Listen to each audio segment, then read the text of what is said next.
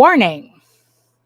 The following live broadcast may contain loud, obnoxious, shrill, and alarming noises that might be considered disturbing, if not outright uncomfortable to listen to, especially if you are wearing headphones. I share my office space with an African gray parrot and two parakeets that are now all sleeping, and maybe if we're lucky, they'll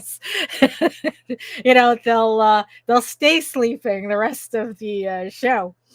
And I have no control over their behavior while I am live streaming, unlike my regular videos where I have the opportunity to edit them out as best as I can.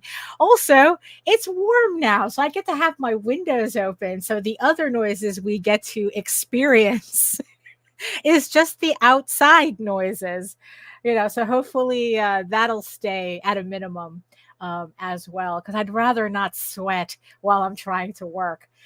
If you are sensitive to loud, surprising background noises, I recommend either not turning your volume up too loud or watching my edited pre-recorded videos instead. And even then, good luck with that. Because there's only so much I can do. Viewer discretion is advised. There we go. Hello, everyone. Hold on, let me just fix me mic here. Make sure our boy is nice on the camera. There you go. Very nice, very nice. So hello, everyone. Welcome to another edition of the EgoWorks live stream, drawing live stream, Daphne Lage's live stream, or whatever. I've been doing this for 3 years now, and I have yet to figure out an actual name for the show, but whatever. I'm sure we'll all deal with it. So welcome to this time for a change. It's actually a very nice day out. For the past 2.5 months, it just felt like it's just been raining. Even this morning, it was raining like really hard. But it's like, I was just afraid that we were just going to end up with the dreariest spring ever. It's like it was just not conducive to going out, although it is conducive weather to working, but after a while it gets old. So it's actually nice that it is finally nice out. The only problem is it's a little muggy. I know that there's I think a storm coming in our direction. I don't know. There's always something. It's like, so what else is new? So it's a little muggy. We're going to have to deal with it. I'm hoping that it at least, stays somewhat tolerable before deciding to become summer. I hope that waits for a little bit. So let's see who's joining us today. Hello, Joseph. Hello. And here's Mike Jimmy. Hello. Long time no hear. And Efrain. Hello. And Mike Jimmy says, I have to be on a live show in an hour, so please entertain me and keep me awake as I animate wings. Well, I'll see what I can do. I'll see what I can do. It's like, the entertainment value of this show is up to anyone's interpretation. Let's see. Oh, yes. The bastard son brings all the boys to the... And here I am with my fake milkshake from I had at least got a little Starbucks before the show started, so at least get a little caffeine to keep me going today. Hello, HR. Hello. And yes, sir, Efrain, the intro. Of course. What would I do without you ringing the bell before I forget to do my own intro? So hello, everyone. My name is Daphne Lage, and I'm a cartoonist, illustrator, and comic book artist from New York. I have been self-publishing comics since 1992, and you know what that means. With a few exceptions, the characters on this program are weird and peculiar and not to be trusted. Well, that certainly narrows it down, doesn't it? And I am known for my furry fantasy adventure Tall Tales, which is in its last 2 days, maybe 2 days on Kickstarter, with the Kickstarter for the latest story arc, Tears of the Mother. It is a re-release of issues 1 through 5 and the brand new issue 6. Link is in the chat and in the show notes. Like I said, we have it closes Friday. It'll just be easier if I say it that way. It closes Friday, and thank you everybody who have pledged so far. I'm trying to get the campaign to at least squeak under 3,000 by the time we close on Friday. So yeah, that would be great. Will your pledge be the one to put it over the top? So like I said, link is in the show notes and in the chat. So feel free, pledge now, pledge often. And I am also known for my medieval fantasy drama, Ego Raven, Heir of the First Unicorn, which returns to Kickstarter in about like a month and a half. Oh, I mean, I swear to God, this year is just flying by. With Ego Raven, Volume 2. Which collects issues 5 through 8. So for those of you who missed the previous campaigns, you will be able to definitely catch up on this one with Volume 1 and Volume 2 of Ego Raven, Heir of the First Unicorn. So keep an eye out for that. And I am also, what am I also? I am also a co-host on With Nita Landing on the Raging to the Vlog show every Monday and Friday at 11 a.m. Eastern here on the Indie Comics Network, where we talk about comics and whatever other nonsense just happens to cross our minds at that moment. You guys seem to really like it when we just talk about nonsense. But we do try to keep it indie comics related. So without going too much into hot takes and maybe a little gossip, but nothing nothing too, it's like, look, just come over and have a good time, suss out the vibe, and hang out with us for about an hour and a half on Mondays through Fridays at 11 a.m. Eastern. And you can check out both my comics online here at my website, egoworks.com, EGOWORKS, and Tall Tales, that's TAILS online.com. And you can also check out all of my videos on how I make my comics here at my channel on YouTube. I have 500 plus videos and live streams for your viewing pleasure. And it's right here at my channel at Daphne Lage, LHE Art, which also simulcasts through the Indie Comics Network. So you come on over, join the sexy people in the chat, make sure you like, share, subscribe, and hit the notification bell so you get notified when any of my shows go live. Okay. I'm always feeling like I'm forgetting something. Like I said, I've been doing this for 3 years, and it's like, I forgot. I feel like I'm forgetting to do something, but I don't know. Let me just, I don't know.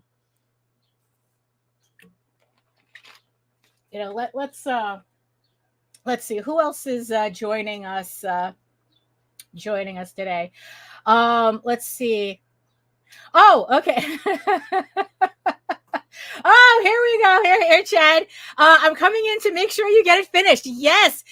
Today's show is mostly sponsored / dedicated to Chad Perkins, who has his campaign Set the Hook, which is on pre-launch right now. The link is in the chat and in the show notes below.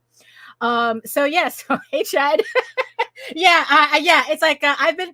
I don't want to say I've been dragging my ass on this cover, but I think, I don't know. I was just having so much fun with it. I made it a lot more complicated than I should have, and because of that, it's taking me a little bit longer than it should have. But when everybody sees the cover, it'll make complete sense. But as you can see, I have something else on the screen right now. Mike Jimmy says, once I start getting money flowing again with a job, I really have to catch up on Tall Tales and Ego Raven. Yeah, I mean, that would be nice. But you know what? Hey, no matter what happens, I'll be here waiting for you. Don't worry about it. Don't worry. They're always going to be here for you. Let's see. HR little star there. Thank you. And Mike also says, I really miss seeing the vlogs. It's sadly the baby's feeding time and we're limiting her screen time. No, it's very important. You don't want the baby watching our show. Don't have the baby watch our vlogs. And it is not educational content. Oh, hello, Melissa. Hello. Thank you. Thank you, Chad. Thank you. I at least want to make sure I get this cover finished by the time you actually launch the campaign. That would help. I would think. Let's see. Oh, Mike says it's not educational, but definitely entertaining. Thank you. We try. We try and we don't try. It's very effortless. It's very effortless in that we're really not putting that much effort into it at all. So your mileage may vary. Oh my goodness. So yeah, so I think I missed like the last 3 weeks of live streaming. So what have we've accomplished in the last 3 weeks that I haven't been here? Just in case you also don't watch the vlogs either, because usually I'm yapping about whatever I'm doing on the vlogs. But for those of you who just join us on the live stream, I guess like the most important thing that happened in the past 3 weeks in the last 3 weeks is that I finally finished penciling and lettering Eagle Raven Volume 3. So this is issues 9 through 12, completely penciled and lettered. And so this is a huge milestone for me so this is complete. So yes, all I'm doing, so this year, what I've been doing is I have been just pretty much gunning through all of my pencils, trying to finish all the issues that I have still left outstanding. So I'm going to finish penciling the rest of Eagle Raven, which is 15 issues. So I have 3 more issues to go, which is kind of weird to say, to have this completed. It is kind of weird to be so close to ending this, right? And then after this, I have 2 more issues to complete the latest story arc of Tall Tales. Tears of the Mother, which is on Kickstarter right now. And I'm going to be finishing that. And then the whole plan is to get everything done by pretty much the fall. So it's like starting September, then I could start inking and then coloring issues, so that in 2025 we can get started, like a bat out of hell with the Kickstarters, and have pretty much like everything scheduled and ready to go. So that's exciting for me. At least is getting this. Look at how much. So this is literally the rest of the script that I have left. It's just like it looks very thin, but it's because these last 3 issues are very image heavy. It's which for me, it requires a lot more planning than if I had like dialogue to work with, because now the artwork really has to say everything.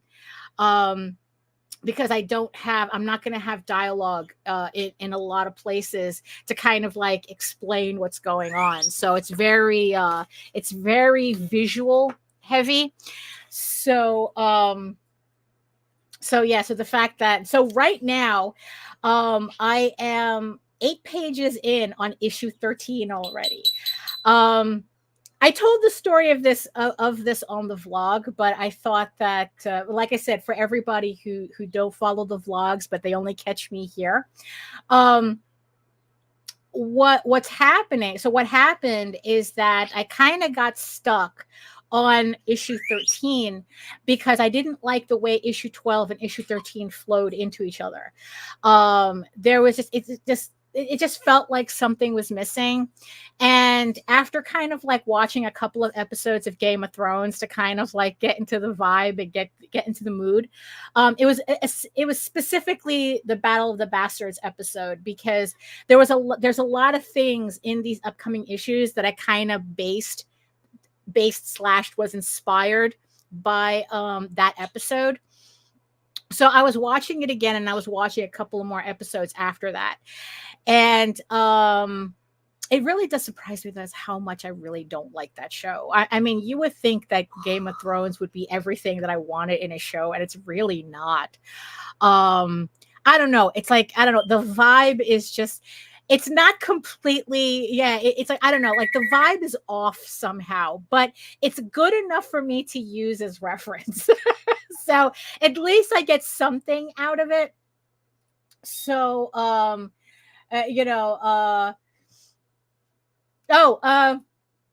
Melissa says, "What's that life like? I feel like I'm always playing catch up on my comics." Well, I feel like I've been playing catch up for the past 20 years, 20 something years. So I'm I don't know. I'm kind of rattled at the idea of finishing the 15 issues. Actually, Chad, my favorite show is no longer The Witcher, especially after I read the novel, the first novel, which is The Last Wish. That's the first Witcher book, and the book is so much better than the television show. I mean, I think that I got better visuals and information from the book than I did from the TV show. The TV show, honestly, is kind of garbage compared to the book, so I don't feel bad about not watching it anymore. Although Henry Cavill as Geralt, very nice on the eyes. So at least I read the book with that visual. With that visual.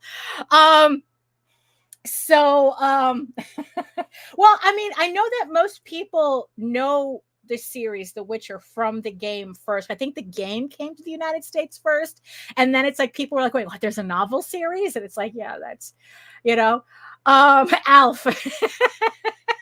I remember that show. I remember the cartoon. I watched the show too, but I remember the cartoons. I like the cartoons. I like the designs on Alf. But Game of Thrones, right? So I was watching Game of Thrones, and then it's like I realized that the reason why my issue 12 and issue 13 wasn't meshing together is because in the end there was a scene missing. So I had to kind of like rework the script to fit in this scene, which in the end worked out because it allowed me to do a lot of to put forward a lot of information without info dumping. Very fine line, I must say, very fine line. So at least that way I was able to like explain a lot of things in the context of this scene without having to depend on captions with, like I said, info dumps in them. So now it's actual dialogue. You get the information in an actual dialogue exchange. So it's a lot better now. And because of that, and the reason why I was able to figure out this scene was that I skipped ahead on the novel in order to figure out the scene in greater detail so that I could convert it into those comic book pages. I go more into detail with this on the vlogs, which is in my playlist. It's the last, I think it's the last episode that we did. But the long and the short of it is that I literally had to write a prose chapter to be able to do this scene in the comic. And then even then, I still had to cut out a lot from the prose to translate it to the comic because it was just way too much information. Like now it was like way too much information. And Chad, it's like, cause Chad, when he got the first volume of Eager Raven, he goes, "Oh, you're really wordy." It's very wordy. And I go, well, yeah, but the funny thing is I tried editing it down, and the story is such a way that it's still wordy. It's still weird. There's no changing that. But in the end, but trust me, when I'm editing it down from the prose is has even more information that doesn't appear in the comic. So, which in the end makes me glad that I'm doing a novelization of the comic as well, so that you read the comic and then you read the novelization, and then it's like you get all this like enhanced information and brand new scenes. I'm very excited, to be able to do that. So that's what happened here. I had to write that part of the novel to be able to map out this scene in the comic, and I had to cut out so much to make it work as a comic that it's like, if you want to know what the extra scenes are, you're all going to have to get and read the novel too, or until I get to making the audio version of it that's on YouTube. For those of you who don't know, I also have started doing audiobooks of my prose work. So the first Eagle Raven story, Legend of the Silk Rose, that's on YouTube right now as an audiobook. It's about like 2 hours. So it's like, if you just want to listen to something in the background, you want to listen to me essentially read you a story, that's you can watch that it's on my channel, and it's the very first Eagle Raven story. It's the prequel before the main story, but I'm going to start doing the recordings of the rest of the chapters as I've eventually. I really do have to get the first chapter up soon, so let's see. Oh, Chad says lore-heavy comics can be wordy, so that's not a bad thing. If it's boring, then it's a problem. Yeah, absolutely.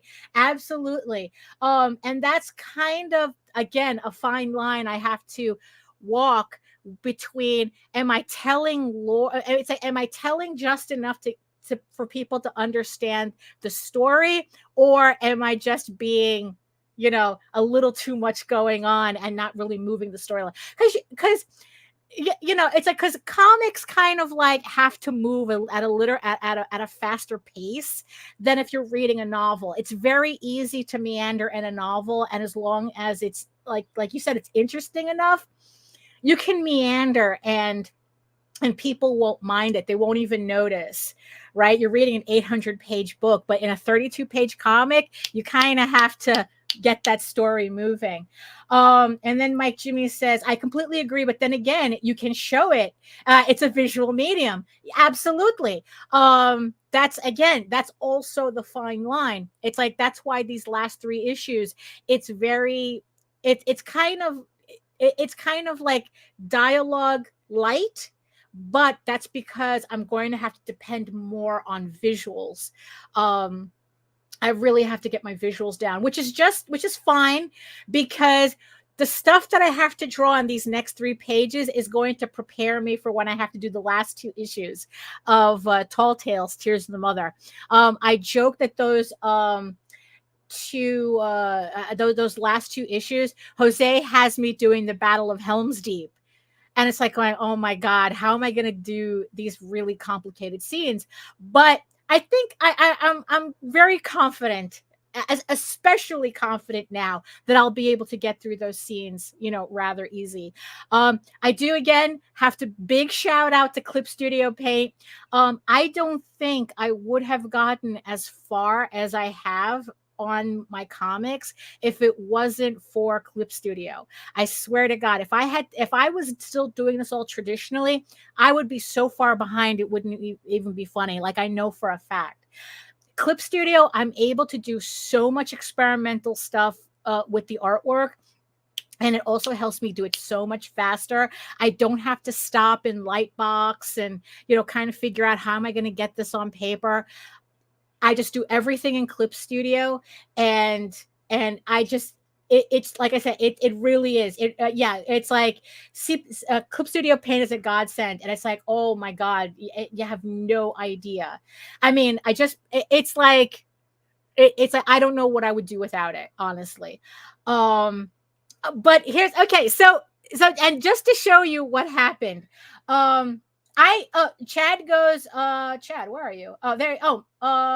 Oh, okay. So Chad first goes, do you recommend it over Photoshop? Because I hate Photoshop when it comes to making graphics.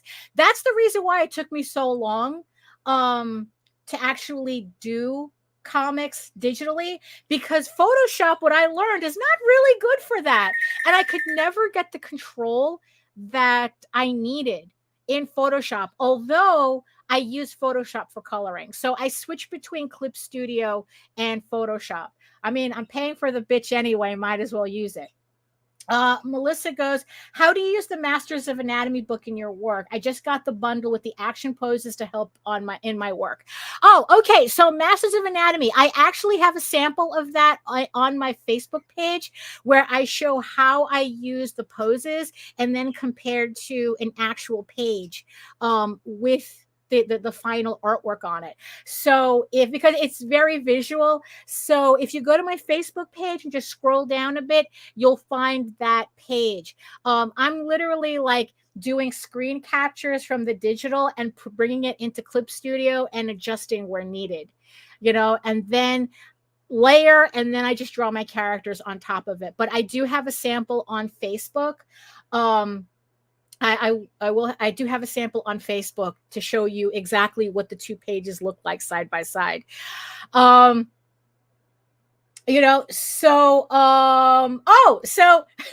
so Mike Jimmy goes, oh yeah, Daphne, would you be cool in me trying to do the in-betweens for your dance gif on Hung on Animation tomorrow? Funny you should ask that, because that's offers me a segue of what I wanted to show here. So here's the thing with Clip Studio Paint, right? Actually, I didn't do it in Clip Studio Paint, but because of Clip Studio Paint, I was able to do this very, very quickly comparatively than if I had done it by hand. Well, technically it's all done by hand. I'm still drawing it, but okay, let me show you this. So this is a page that I was working on. Now, let me see. I can open up the original piece. Here it is. So this is the let me see. Okay, so this is the original sketches from my sketchbook that I did back in 2021. So the scene that this was going to be in, right? It's supposed to be a little dance sequence, a little dancing, right? And I was very inspired by how Wendy Pini did like these certain animated sequences in ElfQuest and certain parts of ElfQuest. And I wanted to do something similar where it's kind of like you kind of get like a pseudo animated scene in in a comic book. It's like how do you do that, right? So what I did was I literally spent an afternoon watching ballroom dance videos on YouTube. It's research, So I was watching all these videos about of ballroom dance competitions, trying to find one that kind of fit the vibe that I was looking for. Now the thing is, though, it's like, yeah, it's like, look, waltzes and ballroom dancing is very, very anachronistic for 12th century, for pretty much a pseudo 12th century Europe. But just like The Witcher, I don't care. The whole story is anachronistic. It's like, look, it has elves, it has unicorns, it has dragons. Don't talk to me about historical accuracy, okay? I literally have a scene that centers around a character's addiction to coffee and Swedish fish. Yeah, anachronism is like the name of the game here. I am not doing anything remotely historically accurate. So I got to a point where I finally figured out a sequence that worked for me based on one particular ballroom competition video. And this is kind of the sequence I roughed out. And Past Me, I'm very happy for Past Me to do that. Past Me did this, because when I finally got to this scene in issue 13, right? So what I did was I took the sketch and then I drew on top of the sketches. So I think on this one, right? So I have the layer, the original layer. You can see, kind of see the original sketches in the background. And then I drew in, like I penciled in every, like every piece of the sequence that I wanted to use in this scene. So past me, thank you past me for making yesterday me, for making it easy for yesterday me to pencil these out, because it was just very easy, especially in Clip Studio, to just draw on top of it and then just to resize everything so that it was the exact size that I needed, so that's what I did with this. And then what I did, so each one of these is its own layer. And then what I did, okay, and then no, do not save. And then what I did was I brought it in to the actual page that I brought it into the actual page where I puzzled it together. It like I said, it's very inspired by Wendy Pini and her little animated sequences in ElfQuest, and that was what I was trying to get here. So this probably took me longer to put together than drawing out each of the sequences, because it was just trying to get a good pattern that makes sense. It's not exactly, I originally wanted it in an S pattern where it was supposed to go, like you start here, right? And then the next one was supposed to start here, but it wasn't working out for some reason, because I wanted it to, like, you go here and then you go here and then you end here. But instead, I decided to kind of just use a more traditional how to read, like how people read comics. So you start here, Jesus Christ, you start here, and then you jump here, and then you just continue, and then here the curve happens. I don't know, here it worked better. The curve here worked better than it did if I had done it up here. So like I said, this took me forever to map out, because I was like constantly like, better like this, or is it better like this, or is it better like this, or is it better like that, right? So, and also what I really like about the scene is that, by kind of like starting it with smaller, and then having the images kind of like enlarge as the sequence goes. So this is the sequence that I have, right? Thank you, HR. Thank you. He says it's very dreamy and trippy. That's kind of the vibe that I was getting here, that I was really going for. So of course, me being so extra, right? Mike Jimmy says the curve at the bottom works better because it actually flows the movement of the characters. The sequence snake is more fluent like this. Yes, because thank you, Mike. It's like, yeah, it's like I said, that the snake didn't work up here, but it really works here, and I was just very happy when I finally got, like, when something like finally comes together. It's just like, yeah, I'm gonna save this file. I'm gonna save it. This is exactly how it's supposed to be. Now I apologize in advance to future me that has to ink this, so that's gonna be fun.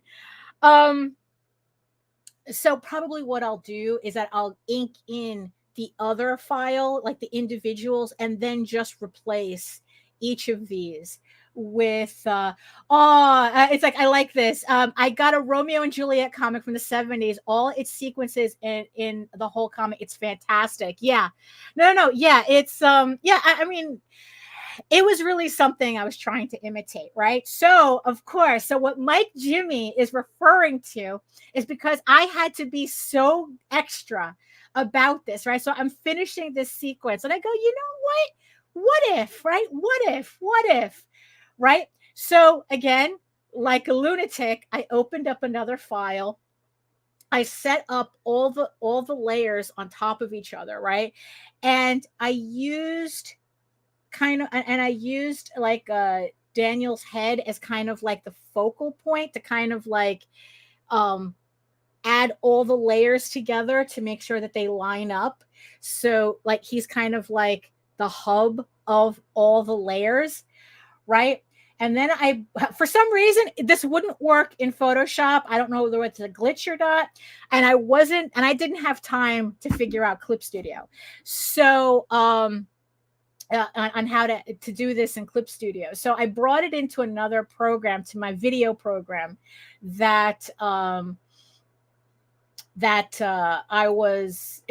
usually use because I can't be bothered to learn clips. What is it? Premiere Pro yet, even though I'm paying for the entire Adobe suite. I just haven't gotten to learning everything yet.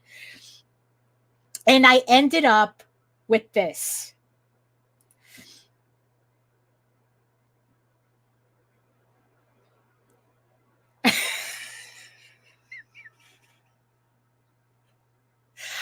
I was so, it's like what's funny was that I was procrastinating so long because I was like, oh, I really want to try to animate something. Right?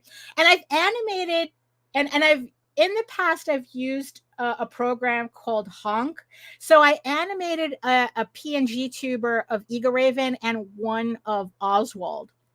And those are just like little puppets that are like animated to the sound of your voice. But I've never done like actual animation, although I've done enough of these sequences in comics that you would think it would be a lot easier for me, right?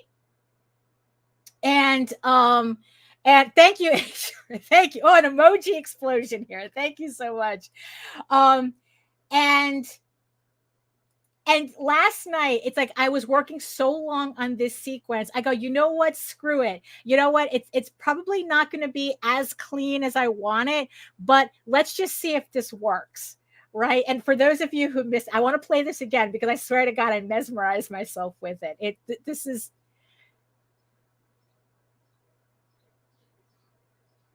So that's the sequence. That's this comic book sequence animated. And and it's just like, it just makes me giddy seeing it. So yeah, so it's like, so Mike Jimmy wants to take on the challenge of in-betweening this sequence. And I mean, if you want to take up the challenge, we if you want to take up the challenge, I'll send you the file.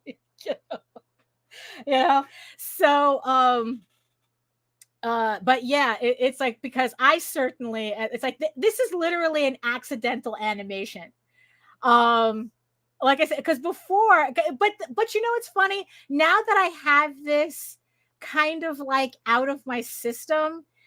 Now it's like, oh, okay, can I do this again with something else? So now it's like I have something in my head that it's like, you know what, let's just try to like first, like, kind of like think of it as a comic book, animating a comic book, and then putting it together. It's like, maybe it's like I just made these things so complicated. I just made this complicated for myself when in the end I was doing it like without thinking already. It's just that I never got a chance. I just haven't gotten a chance to put it together, So I'm going to see if I could try it again with something else. It's something probably a little bit more, I don't know. I don't know, probably something, I don't know. I just have to figure out. I mean, after doing this, everything else should be easier, right? After this, so I thought that everybody would have a kick out of seeing that. Out of seeing that, it's like my accidental animation sequence. So okay, so now that so this is for issue 13 of Eagle Raven. I already have 8 pages done, which makes me 1/4 already in the series, in through one. I am 1/4 done of Eagle Raven issue 13. Jesus Christ. Okay, that's what we're doing here. So, okay, so I'm just going to close this out. And yeah, because we're not going to be working in Clip Studio today. So what we're going to be working on today. So here is the piece of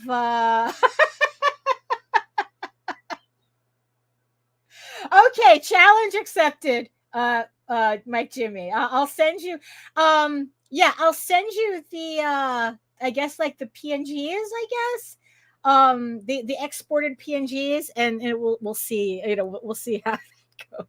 And then I guess you just bring them into Clip Studio and do whatever it is you need to do there.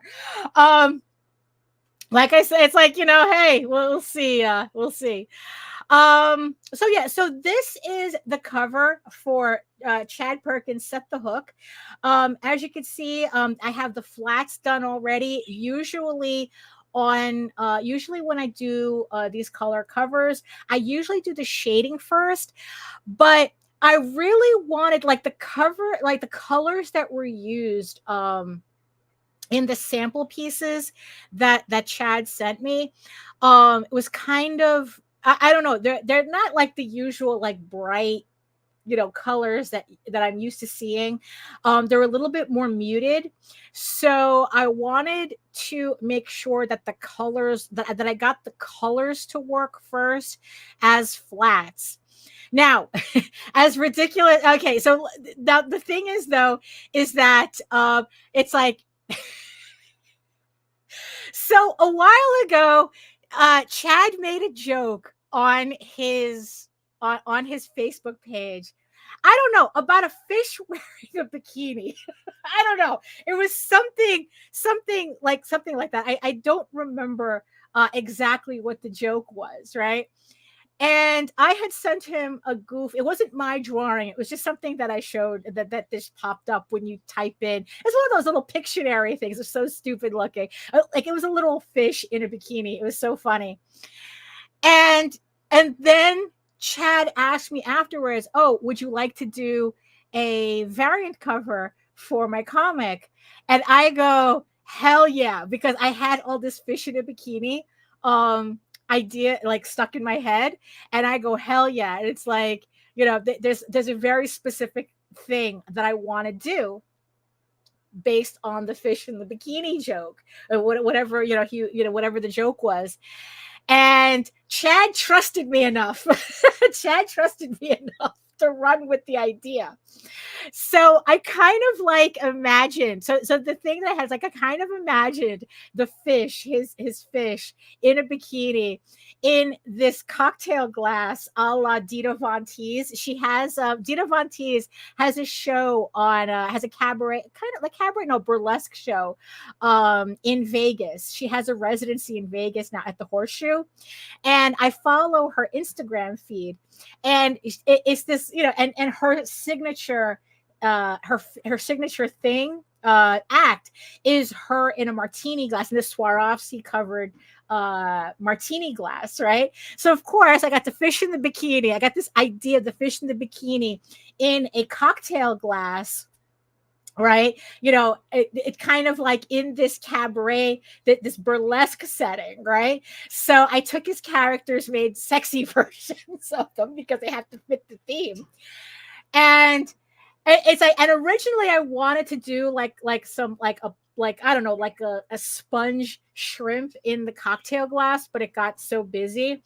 So I decided to do a kind of like a neon light of the shrimp, so this thing took me forever to figure out how to do. Who knew a neon shrimp would be? And I still have to kind of like figure out how to make it glow and stuff like a neon thing. But yeah, so I have the flats, so I was able to kind of like, I don't know, literally sleep on it, because like, okay, the colors are, let me just make sure they still work. And seeing them on the screen, I'm very happy that the colors still work. So now today what I'm going to be doing is I'm going to be putting in the shading, because now it's like I'm confident with the colors that that it'll work just fine. So like I said, usually I'm doing the shading first, but this time around I really wanted the colors to make sure that the colors worked first. So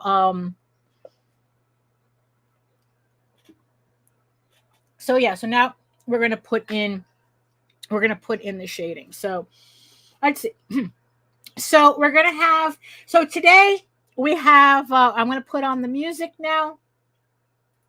Oh, like and you know, for those of you who are interested in either picking up the final cover or just, oh, so Grant says that he just missed what this was for. So this is a variant cover for Chad Perkins' Set the Hook, which is on Kickstarter pre-launch right now. The link is in the chat and in the show notes. So like I said, this is a variant cover that I just have to finish, and you know, so that I don't know when he's going to launch, but oh, hello John, hello, I see you. Thank you. So I don't know when he's going to launch, but the link in the chat is for the pre-launch page. So yeah, so that's that's what this is for. So oh yeah, the music. So today I was able to find on Epidemic Sound. Let's see. I figured let's set the tone for the Chad's comic, which is kind of like a, you know, a fisherman, you know, fisherman thing. So I figured some sailor themed music should should do it for today.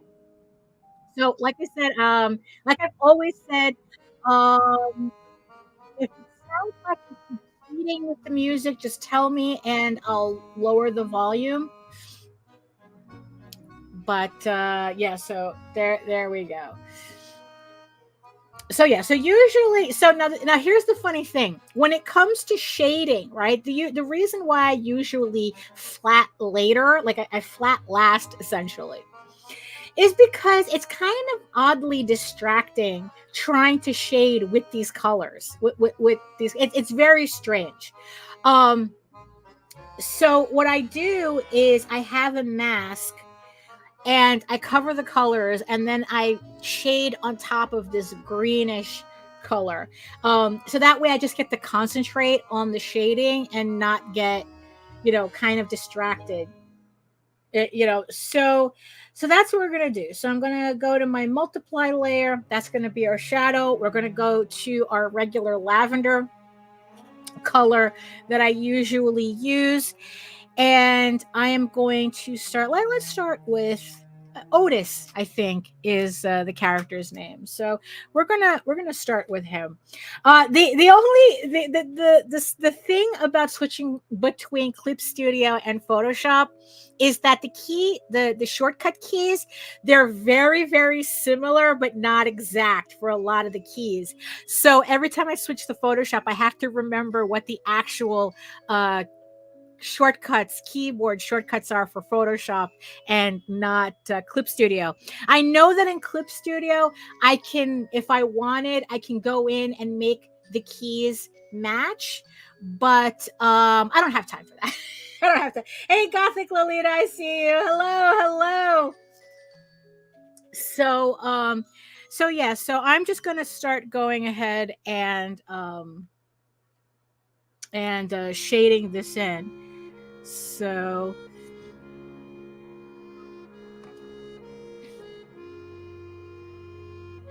I mean, what's pretty good is that, you know, usually the shading doesn't take me that long. Um, you know, I mean, and also it's like I kind of like the way the shading looks on the green, so it's very aesthetically pleasing to me. So I like you know, I like shading. The flats are kind of boring. Um, that's why for a while I was paying somebody else to do the flats.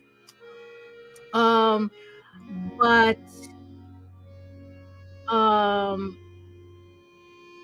it was actually because of Clip Studio that I decided to just go back to doing flats on my own.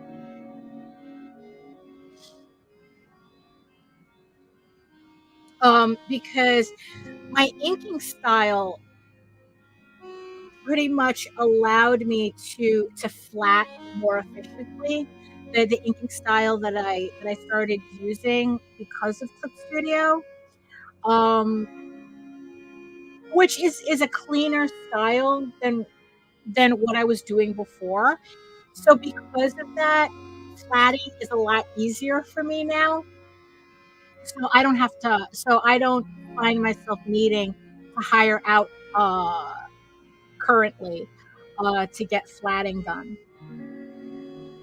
I mean, it makes me feel bad for the flatter that I was hiring, but I mean, look, honestly, it's like I'd rather use that money saved that I'm saving by flatting myself and using it to buy commissions. Um, so it's not like the money stays idle anyway. So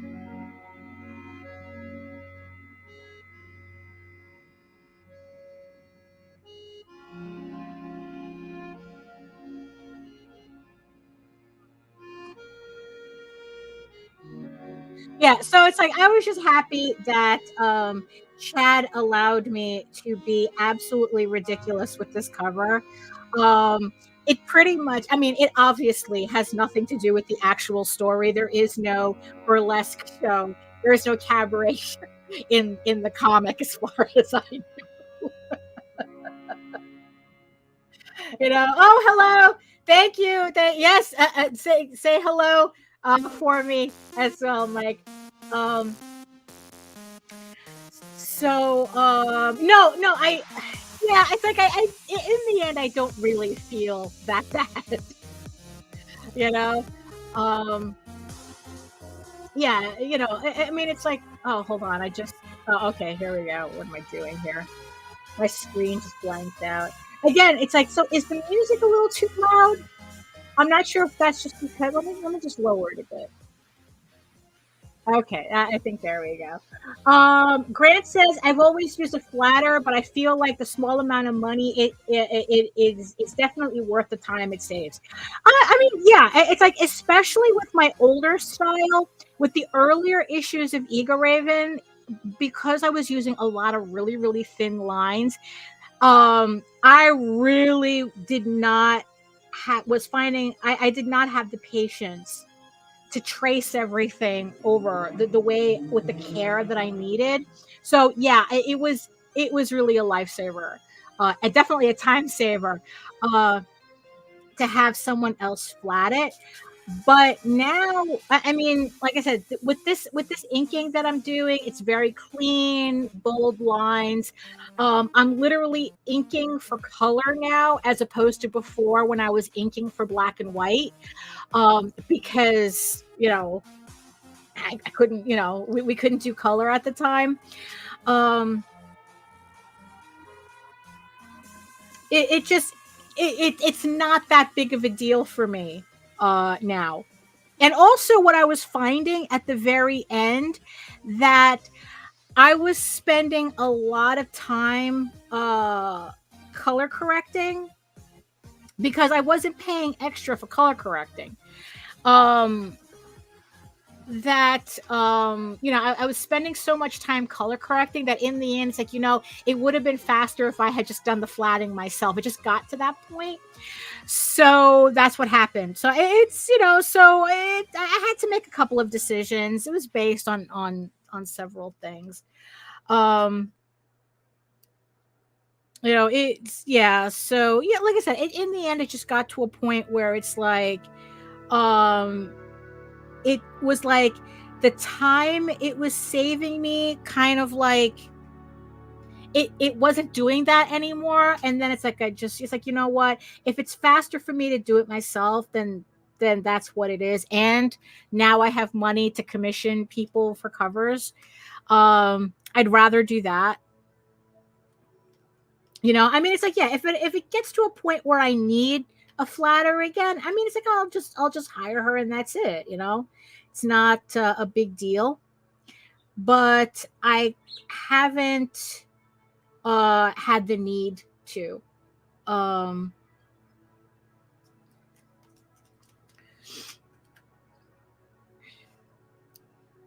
you know, I haven't felt the need to for a while.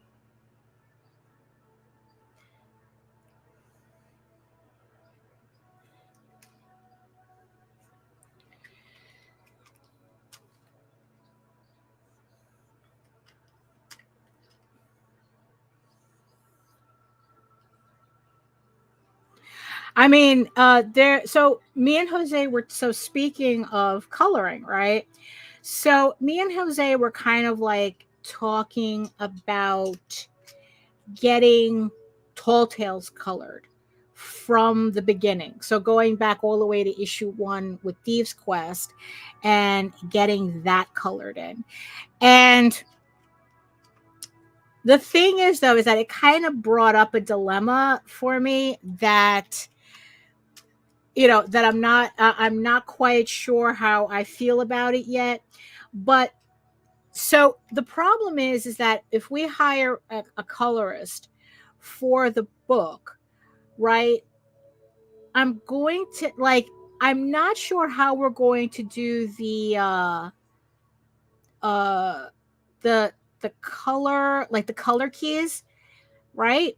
Not sure about that. And we have so many characters that that's actually something I'm not looking forward to doing. Although, because it's like, okay, it's either I take the time to do color keys or I flat the books myself.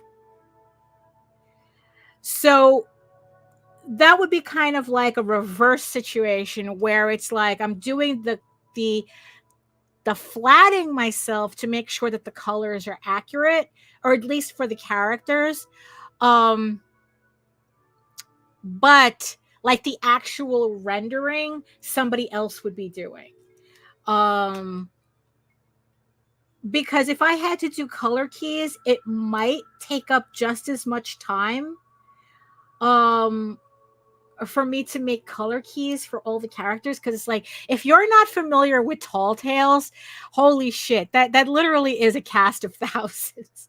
There's so many characters I would have to account for. And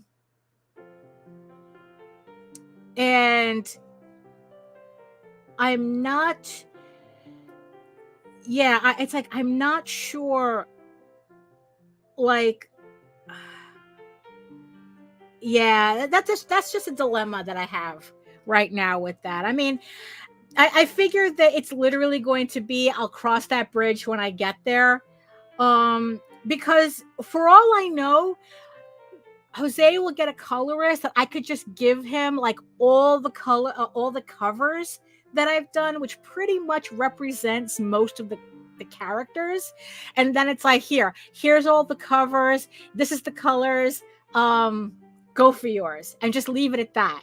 Right. Which, now that I think about it, that might actually work. That might actually work.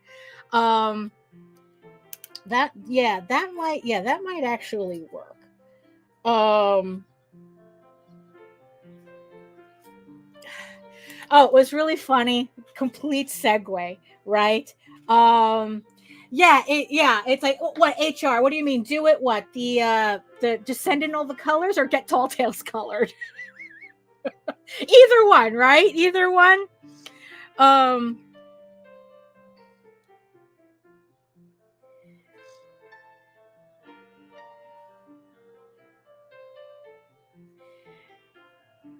You know, because because why not, right? Either one. My little sidebar, right? Color it all the way. Yeah. That, like I said, it's like we're discussing it. We're discussing it. That might actually be the first Kickstarters that we're going to have to run to pay for the coloring. I'm not sure how we're going to work that. yeah, it's like, yeah, we haven't decided like how we're gonna do that yet.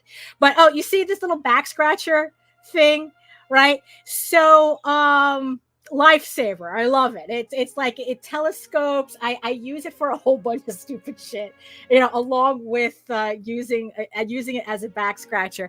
Like I have a scanner here that when I have my drawing set up here with the board, I can't get to the scanner very well. So I use this to press the buttons on the scanner. It's like, oh, okay, here we go. Press, press, press. Right. So there was a video about these. I think it was abroad in Japan. I don't know. Was it abroad in Japan? I don't know. It was one of those channels.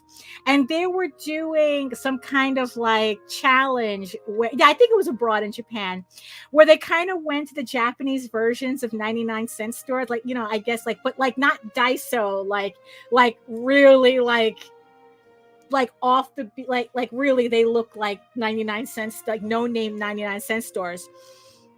And they came across a like a little display with these back scratchers on them, and they're goofing on it going, who would buy this? And I go, me, I would buy them. I'd buy the whole goddamn set just to have these all over the house. I would buy them. So yeah, so if you see these back scratchers, I think they're, what did I pay, like $2 for them? Like if I saw another one, I would buy this. I would buy another one. So HR says that if I do Tall Tales in color, I would not regret it. No, you know what? No, I think that I would not. I absolutely would not. It would be a lot of work, but in the end, what is it, right? Because I spent all that time coloring which one is it? Coloring or so I thought, right? This book, right? So this is actually the very first full color Tall Tales book that we did that is available in the shop. If you go to egoworks.com, I do have a shop there. You can pick up a copy of all the Tall Tales books. If you don't want to bother with Kickstarters, it's like most like right now, all of the Tall Tales books are in stock. All of the Eagle Raven books are in stock. So it's like, I mean, I'm sure you guys remember when I was like coloring that, and it's like, look, I don't regret it one bit. It's like the book was originally supposed to be in color, so I think that that was a good. I like it. I definitely don't regret it at all. Tall Tales does look really nice in color, I must say. So yeah. So why not, right? Why not have it in color? Like I said, we just haven't figured out the logistics of it yet. So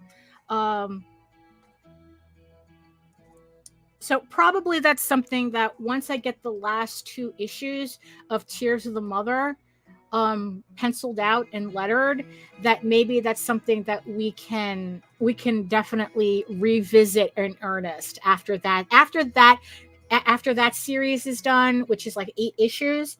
So then we can definitely like put that on the schedule seriously.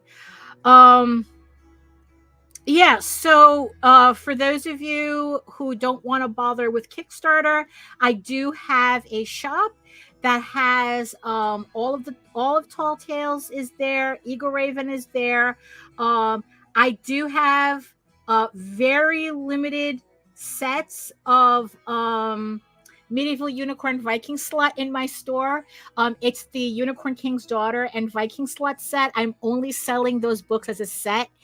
If you missed the Kickstarter, so it is on the campaign. Yeah, it's going to be on the campaign for the trade, for the Volume 2 trade paperback. But I have very few sets on the store right now. So if you missed out on the campaign and you want to pick up your own set, it's there. So so yeah, so the store. So all the Tall Tales books are on the store as well. The only catch is that the store, that if you are international, you have to email me your order directly. I'll send you a PayPal invoice, and then that way I'll be able to figure out the exact shipping for your country, because the Square store does not ship international. It does not calculate international shipping. So let's see. Oh, that's looking very nice. Oh, and just to give everybody idea of how it begins to look, right, on the flat color, right? So, oh, looking is very nice, very nice. Oh, let me deselect that, get a better look. Yes, very nice. I'm liking it. It definitely, yeah, this is definitely going to work. So, let's see.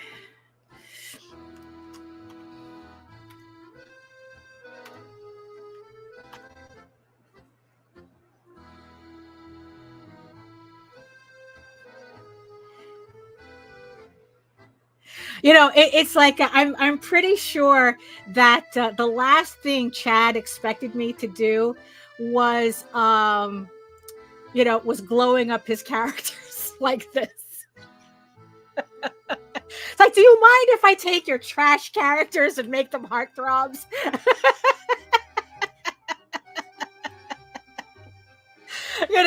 I mean, it's like, well, look, it's not that his characters are trash. He called them.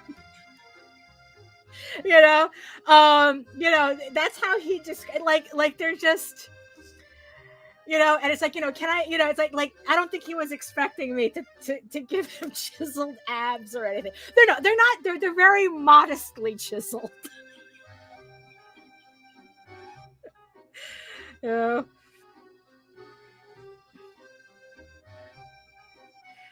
Oh my goodness.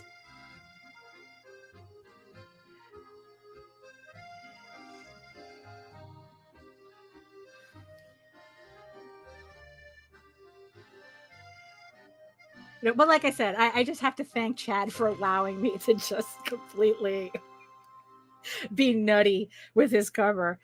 So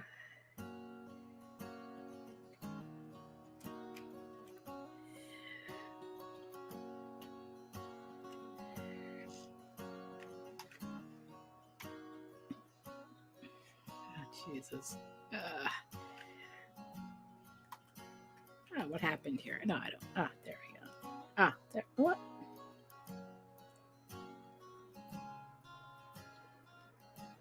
Okay. Deselect. There we go. Okay, let's.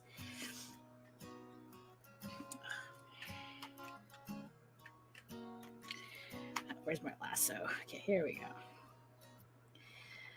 go. Ay.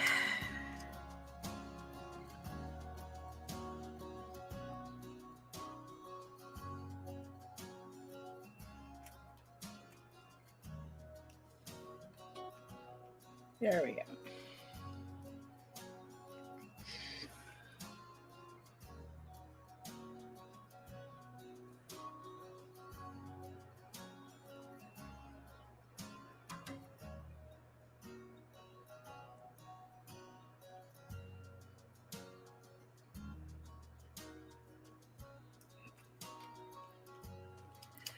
Very nice, very nice. So what's everybody up to? Huh? What are you guys working on today? What are we working on today? Because I always like to think that everybody is just like, we're all just drawing along, right? We're all drawing together.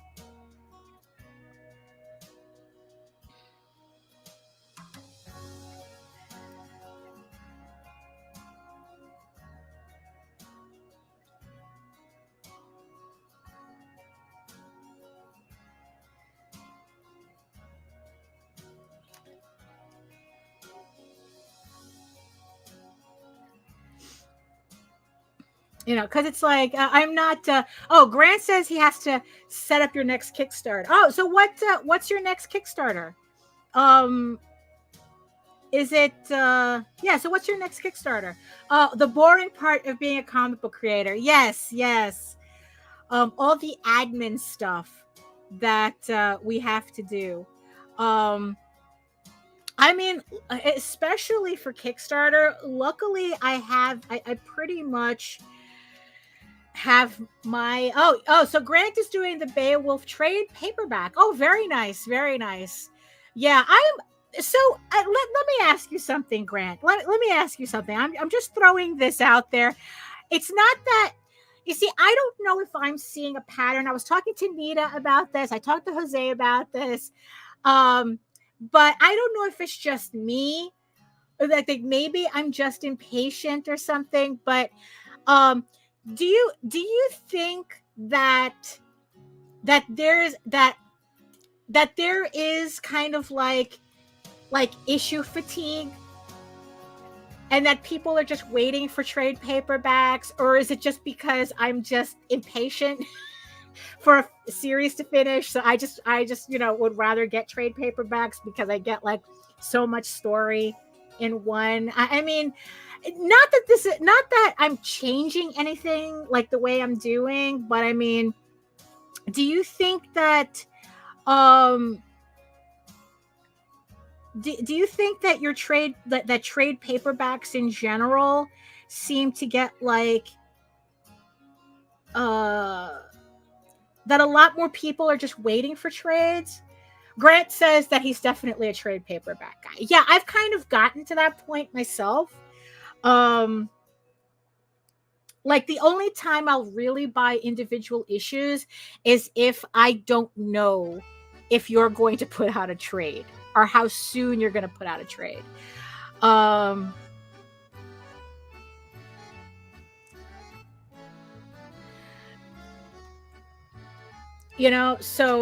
yeah, but I was just wondering if like you felt like this is something that you're seeing across the board, or whether I'm just projecting. Grant says, I'm hoping that there are a lot of people just waiting for the trade paperback. Me too, because my next Kickstarter is for a trade for my volume 1 and volume 2 of Ego Raven. And yeah, I'm hoping that more people are waiting for the trade. I'm hoping that too, because I really do prefer it. So here was something that I also read the other day, right? Because I'm right now I'm finding myself kind of like in between comic books and prose novel, like novel publishing, right? Because the whole concept of indie publishing a novel, it's kind of funny seeing them kind of deal with that. It's not new, but I guess like in terms of being more accepted, is kind of new. I mean, like more authors are self-publishing their novels nowadays, I guess because the option is now there. And technically you make more money if it works, rather than going through an actual publisher. Grant says, I like to buy a lot of first issues just to sample it if I like it or not. Oh, that's a good point. It's probably another reason why first issues do really well. So there was this post from an author, right, who was kind of upset with people saying, I'm going to wait until you finish your series before I buy book 1, right? And this is novels that I'm talking about, right? So I guess she put out like book 1 of her series, right? So I don't know how long her series is. Let's just assume that it's like 3 volumes or 4 volumes, right? So she had people saying that it's like, oh, I love your, it's like, you know what, I'm good, I love it, but I'm going to wait until you finish your series before I buy book 1. And what she was complaining about, remember, this is a novelist, not a comic book artist, comic book creator. She was saying that by waiting until an author finishes their series, you're essentially asking that author to work for free. Which I kind of never heard that frame of thinking before. But then again, it's like I couldn't find the article. I couldn't find the post, so I couldn't remember if she was talking about in terms of traditional publishing, where she's going through a publisher and every sale that she gets on her first book determines whether the publisher wants to publish the second or wants to continue the series. And which I guess would make sense, but I'm not sure if this was what she was talking about. So she was saying that it's like by waiting, that it's like that you're punishing an author by waiting for the entire series to come out, because it's the sales of the book that help, like you know, that help with them writing, putting together the book and the series and whatnot, right? And I kind of like wonder if, because like what's my point here? That I guess it's kind of like your first issue thing, right? That it's like, well, you want to buy the first book so that, it's like, well, maybe, so to make sure you care about the rest of the series, right? But yeah,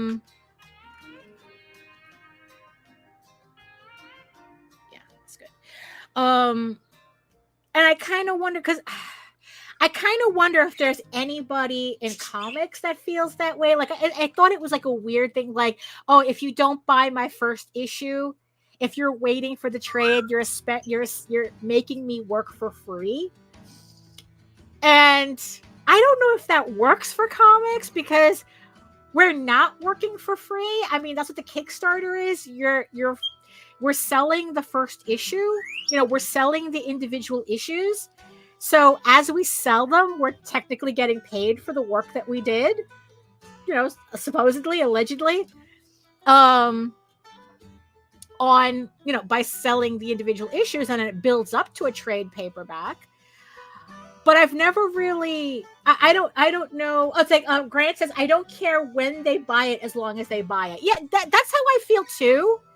I mean, because it's like, in the end, it's like my sales don't determine whether I put out the next issue or not. So it's kind of irrelevant. Like, I could literally sell like 2 copies and the next issue is still going to come out. Thankfully, that hasn't been the case. I'm selling, I'm selling about 100 copies. I'm selling about 100 copies per campaign. So, obviously, I'm selling more than 2 copies. But yeah, it's like, I just thought it was kind of a strange, thing to contemplate. Like, I don't know. It's just, what it is? I think it was kind of like the borderline threat of the complaint. Like, oh, if you don't buy my first issue, if you don't buy my first novel, there might not be a second volume. And I'm like, well, that doesn't really encourage me to buy the first volume. If you're telling me there might not be a second volume, I'm going to hedge my bets. Unless there's something about your book that I really, really, really, really want, that I really don't care. Like, when I first got into Myra Danvers' book, The Last Triton, I read through the 3 volumes in practically like in one weekend. She had 3 volumes. I read all 3 volumes in a weekend, only to find out that it's not a trilogy. Oh, the cliffhanger. Oh, the cliffhanger. You know, but it's like she hasn't really, but here's the thing, right? She hasn't really said that she's writing a fourth volume, that she's going to finish the series. What was really funny was that the series, I asked her about it, right? And, you know, she laughed because I did warn you it was on a cliffhanger. And I go, girl. You know? So the impetus for the book was that it was a story that she was writing on some kind of like OC fanfic. Well, it's not a fanfic if it's an original character, but it was kind of like, you know, it was kind of like a fanfic archive, but for like original stuff. So she was pretty much writing the book on this fanfic archive. Wonderful, absolutely wonderful. You know.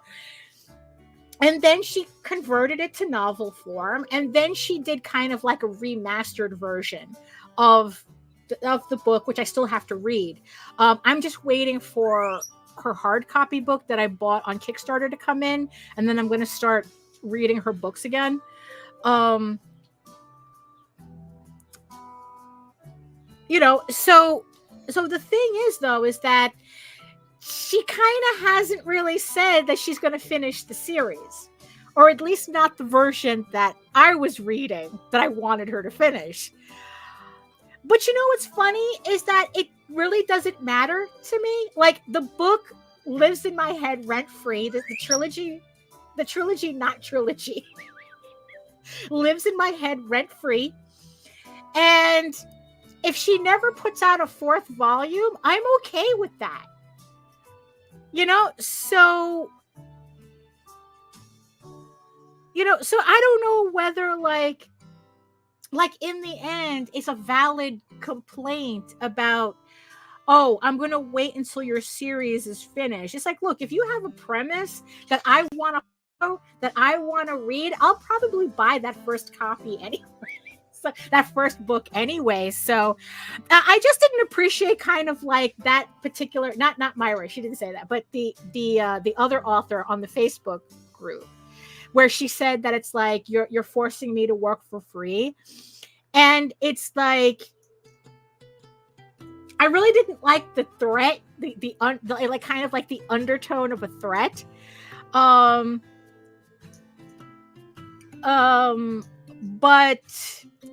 But at the same time, it's like, look, if you write a book that even if it ends on a cliffhanger, I love it. You know what? It doesn't matter. Like, you know, like The Witcher is a series of books, but I only read the first book. Although I have to admit, the way he ended the book, you pretty much could just read that one book and be very satisfied. Like, probably eventually I'll read the next book, because that first book, The Last Wish, is pretty much the setup. It's the introduction of Geralt and the whole thing about witchers and everything. So it's the whole setup. And if you love absolutely unhinged retellings of fairy tales, you're gonna that's the first book. Loved it. Practically every fairy tale you could think of has like some kind of bizarre iteration in The Witcher. It was beautiful. So, you know, so it's like I'm very satisfied with just reading that one book.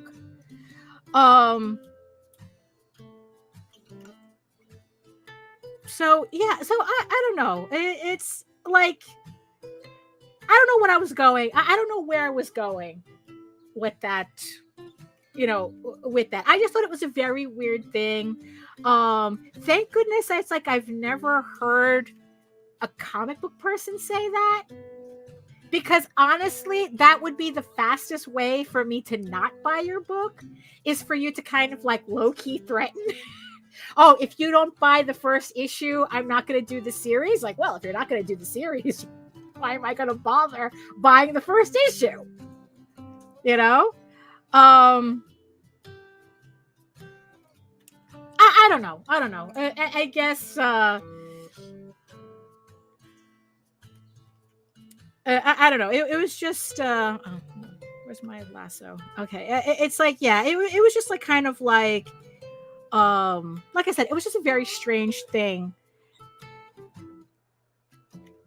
You know, I'm pretty sure it was in the context of being traditionally published, and that she needed those sales to prove to her publisher that her that her book was worth investing in for the long haul.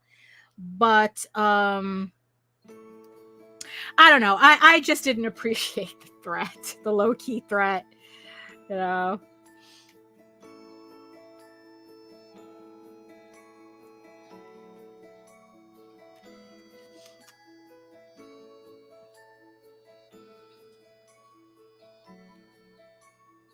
Let's see. I think that for her hair, though, I might have to use a different shade because I don't remember if it was red, where it doesn't really. Oh, no. It's fine. It's fine. Okay.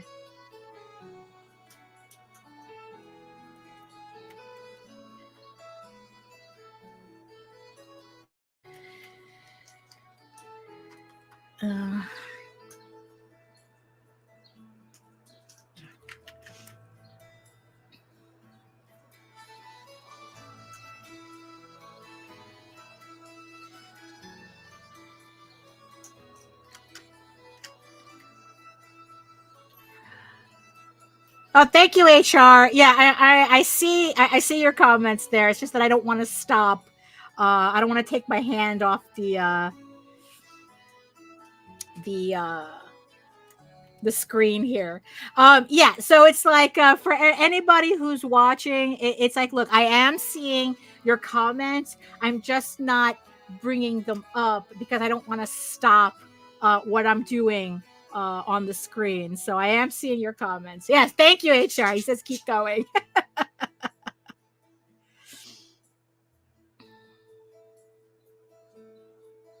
Oh, so I know I had started saying this. So Kickstarter, right? All the boring shit that we have to do, you know, when we're not doing the exciting part of putting together a comic.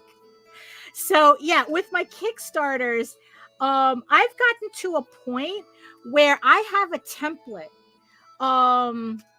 for for the crawl, the actual crawl. I wish that there was a way, an easier way of doing the levels and especially like the add-ons or something. Like I wish I could just upload a CSV file that has all my items in it and it will automatically populate, and then I just have to put in all the pictures. That would like just save me so much time, because like it's it's just it's just having to put in the same shit over and over and over again in the Kickstarter.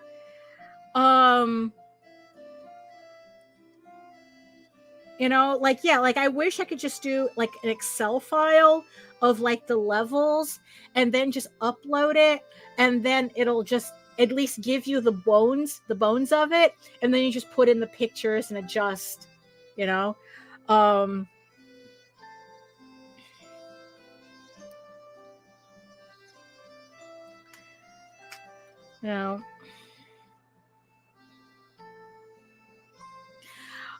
Yeah, so it's like, so I have a template set up that I use. So it's like, so pretty much like all my Kickstarters are essentially the same. Like I try not to, like I really go out of my way to not. Oh no, I don't want to do that. To not be fussy, to not be too fussy with it, because I'm always running on the assumption that people are seeing my campaign for the first time. I don't want to assume that everybody who's, even though I do have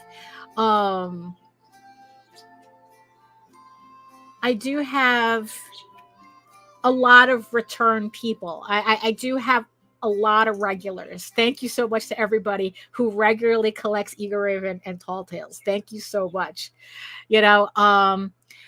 So, but the thing is though, it's like, I set up, yeah, so I set up my campaign as if you're seeing it for the first time, you know, so it's like it's just enough information for the new for the regulars to come in, see what the issue's about, and then pick up their issue.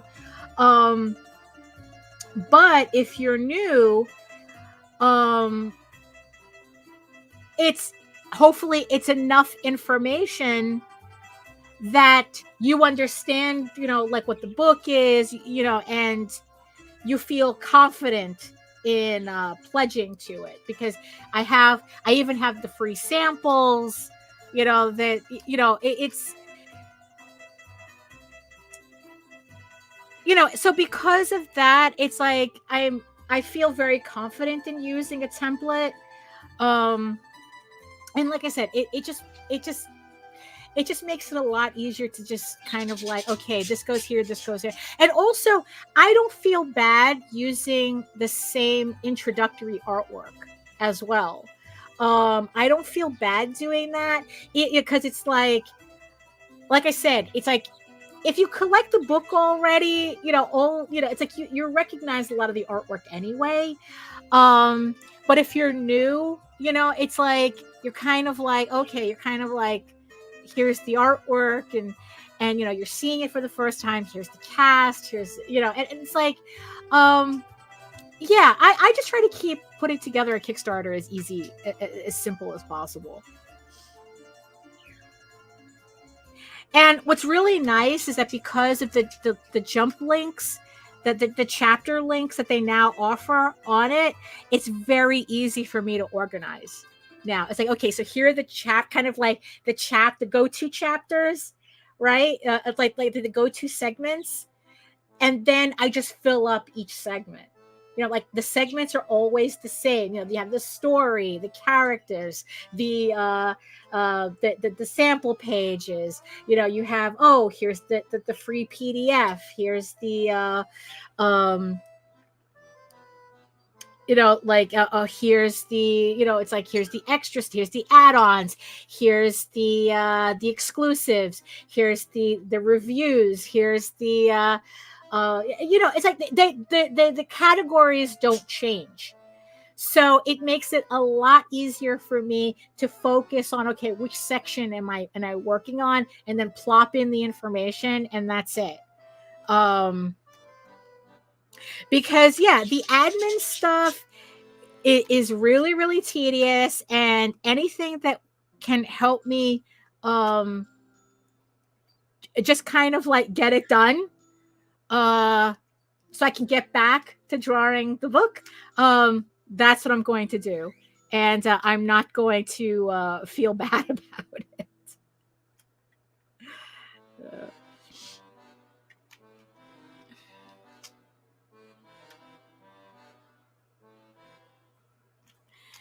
so,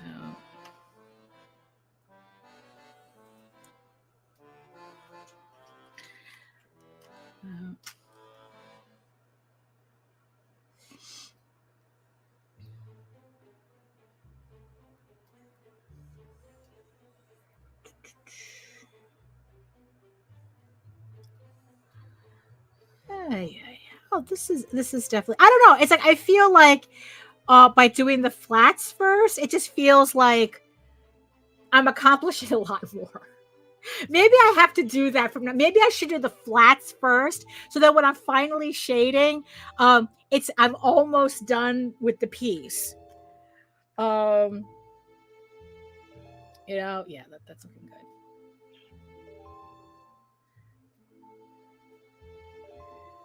You know,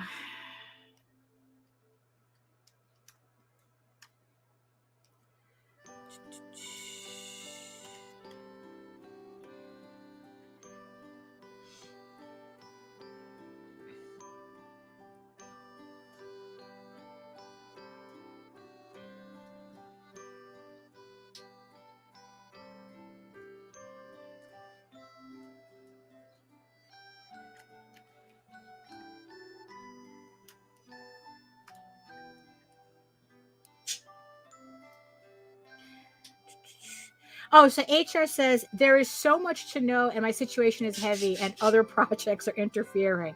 I feel you. Yeah, no, yeah, it's yeah. It always feels like something has to get in the way, right? It's like you can't just sit down and just work. Well, technically you could, but I mean, you know, this, yeah, it's like, it's always tough, especially when you get like a rhythm going and it's like you get flow, you're vibing, right? And then it's like, snap, I gotta, yeah, it's like I gotta do the levels in my Kickstarter. I gotta I gotta post an update on Facebook because the campaign is ending in 2 days, or something. It's like, yeah, it's always. But I mean, that's kind of the thing of being, I guess, like an independent artist, right? Is that we don't have anybody else doing this, doing like the tedium for us, right? Um, you know, I mean, yeah, it's like I was just watching a video of this woman who self-publishes her novels, and she used to be published traditionally. But ever since self-publishing became an option, that's where she switched her attention to. I think it's like she spent 3 years, I think. I forgot what company, what publisher she was with. It's like, yeah, she spent 3 years with this publisher, got some books published by them or something. But now that she's able to work independently, she'd rather be doing that because it's like, in the end, it's like she goes, yeah, it's nice to be published it's nice to be published traditionally, but the problem is that, you know, you're pretty much sacrificing your effort for a legitimacy that really doesn't last very long. um and then it's like, and especially now, has no lasting, not, if it doesn't have a lasting benefit, or it just like, yeah, it's like, okay, you're published by Ballantine. I think it was Ballantine that she was published by. It's like, yeah, she had a contract with Ballantine, but in the end, it's like she still really didn't really get much out of it, um and by publishing now, it's like, I guess she publishes on Amazon or something. I gotta look into that. I really gotta look into that. um I gotta seriously, like, because I'm not sure whether, like, with because, yeah, that seems to be where all the indie people are in terms of novels. They're all on Amazon, you know um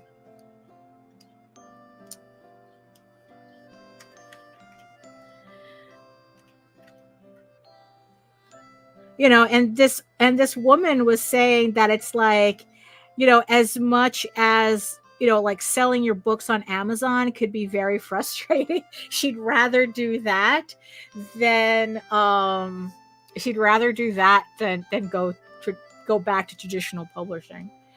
um but the problem is that, you know that we're all, that we're all going through, is that by being independent, the big pro is that we control everything.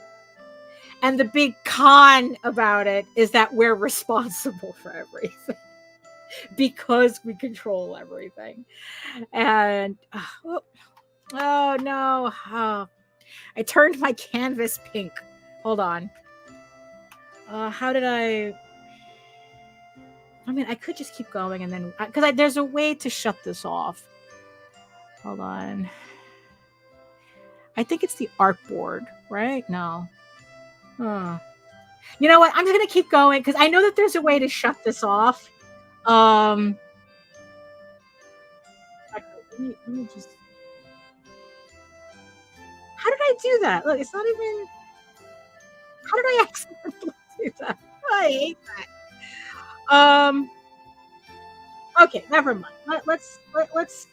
Let me not be distracted by that.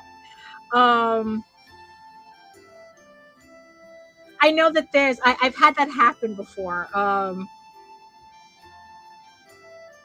Because I know that you can change the color of the background to something that I guess that'll work better for you. But yeah, we don't want it lavender. But whatever. I'll figure it out when we're over, when the show's over.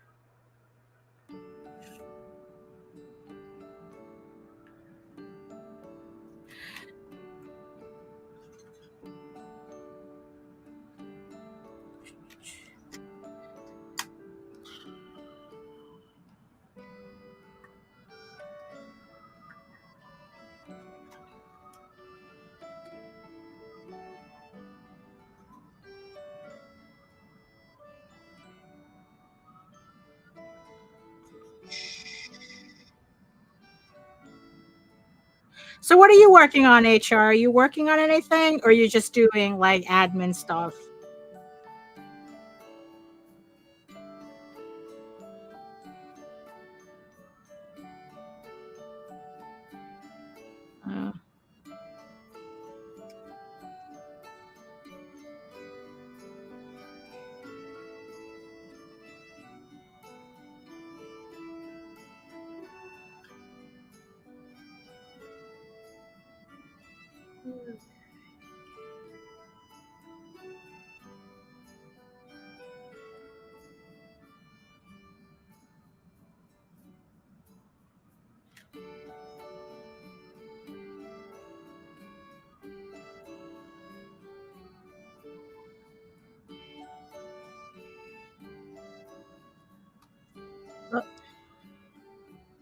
Oh, is it?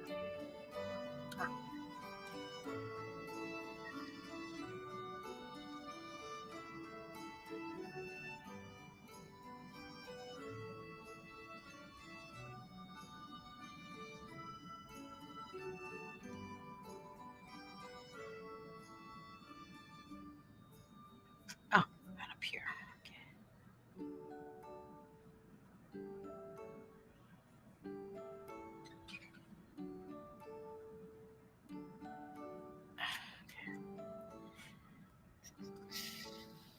Okay. Let me just save that. Okay, let's take a. Yeah, okay, that's good. Oh,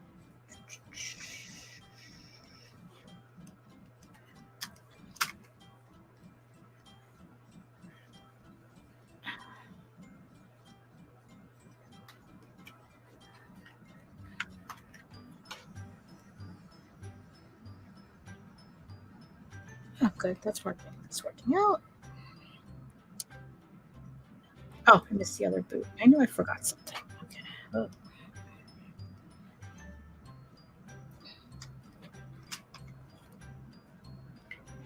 Oh. So HR says me and my colleague is trying to get a building built.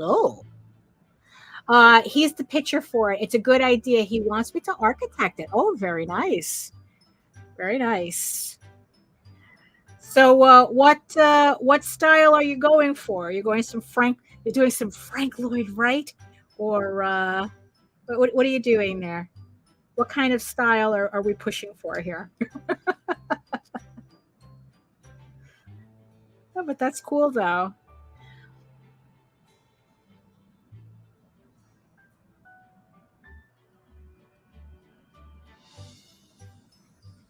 There's this woman that I watch. She's an architect, and it's like, yeah, she did an entire episode on her like surveying and pitching like I guess a design of the house, and it was just like so many things I didn't know. Like I guess it made sense. Like she was like also like accounting for like the position of the sun as it rose and set, and like where like the most sunlight would be, and like and depending on how she, so it's like she was trying to build this house, um which is funny because she kind of like she did use like Frank Lloyd Wright. The building that's over the waterfall, it's very famous. I forgot the name of that particular house. Um, like she was using that as inspiration, and it's like, and she was trying to like design the house for maximum sunlight. So she had to like map out the trajectory of the sun, literally. I mean, does it get up? Oh, we're going to drive up to meet and see the area. Oh, but the NARCS network is trying to stop everything we're trying to do. Yeah, I'm pretty sure. Yeah, pretty sure depending on where you're building, the regulations must be like, oh my god. Like, I know that there's certain areas where you can only build like certain, like a minimum square footage. Like with this architect on YouTube, the area that she was in, most of like the trees were protected. So she can't, so whatever she builds there, she cannot move the trees. So not only is she mapping out the trajectory of the sun, but she's trying to find like a spot on the lot that would require the least amount of tree disturbance. So it's like, and also the thing is too, is like, because you can't touch the trees, it also makes it, because it's on like a hillside in California, so she can't, so bringing up materials is going to be an issue too, because they can't disturb the trees. So yeah, yeah, I'm, oh my god, is that what you're dealing with too? um or like different types. I mean, yeah, sometimes they have rules, they have like crazy rules for everything. you know um and sometimes the rules are for like no other reason than aesthetics. That it's like I guess depending on who's living in that area, like they put up certain rules to keep people from building like weird buildings or something, you know like yeah, so it's like, it's not even like a safety issue, it's just like, no, we don't want any experimental buildings or what we deem ugly buildings, or it has to match the rest of the neighborhood, or something. Yeah, it gets let me do a little bit of highlights here. I want to see what the hair looks like. Let's put highlights in. Let's see.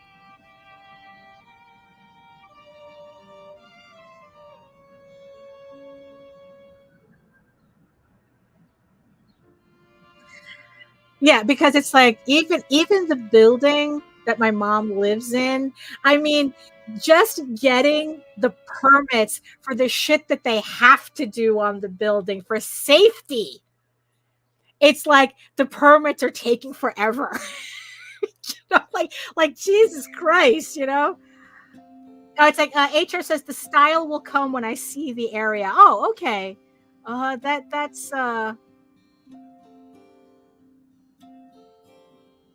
yeah, I guess that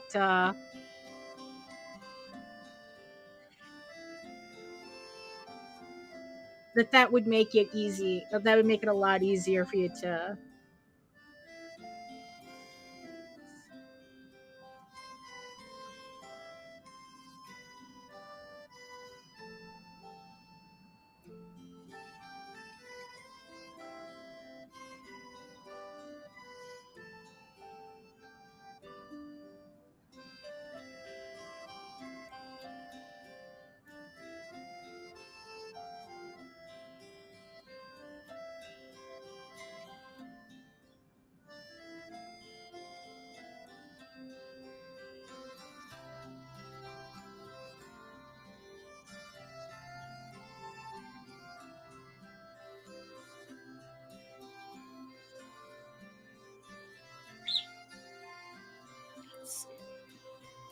Oh, that's looking nice. That's looking nice.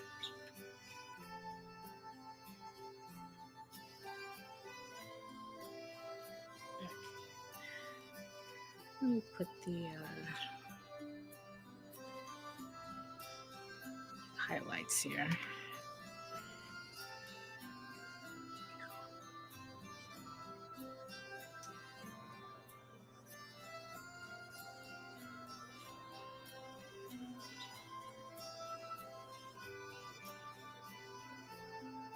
Yeah, but I really couldn't believe how bad the realizing the Witcher TV show is compared to the book. It is so bad. Like literally the book ruined what little interest I had in the TV show.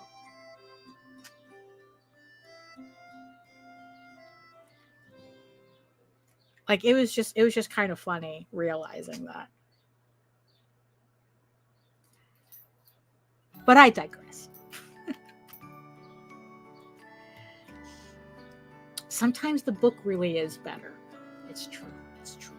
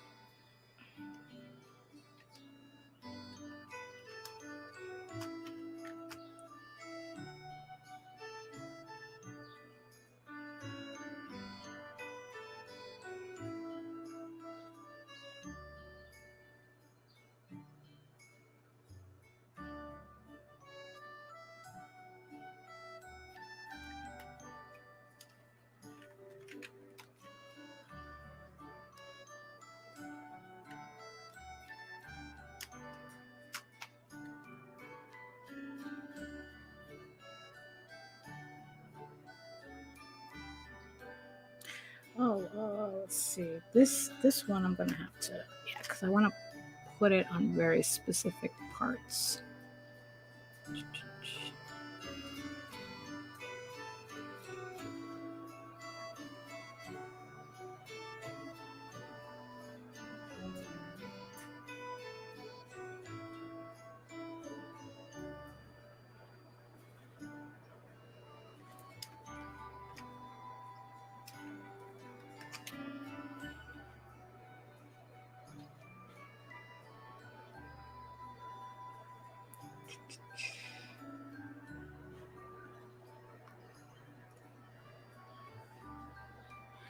Let's see. HR says, whatever we do, there's armies trying to stop us. If that fails, we have other projects going.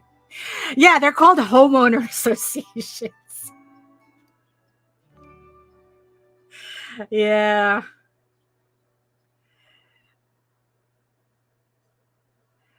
Yeah, I feel ya.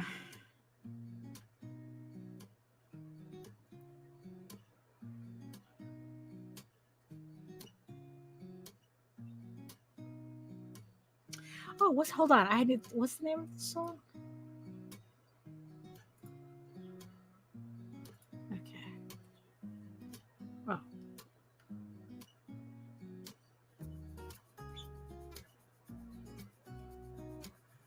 Yeah, usually if there's a song that comes up in the playlist that catches my attention, I go to favorite it.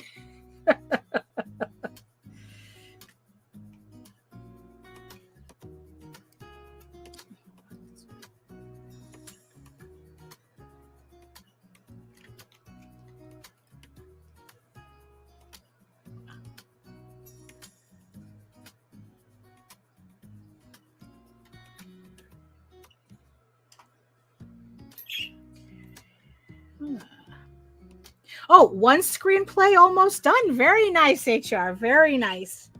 Yeah, it's always really nice to.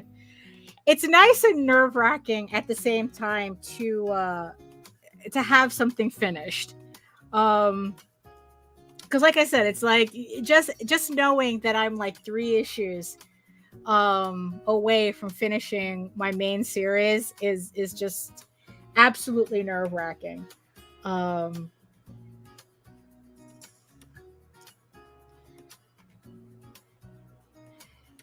you know, but it's also very satisfying at the same time. It's like, oh, this is finished. You know?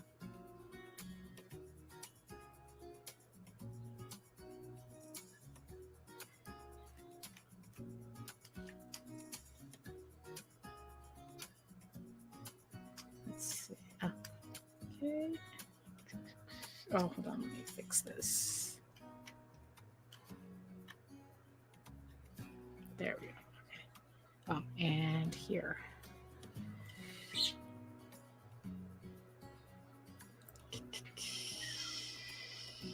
Yeah, I don't want to. Let's see. Yeah, much better. Okay.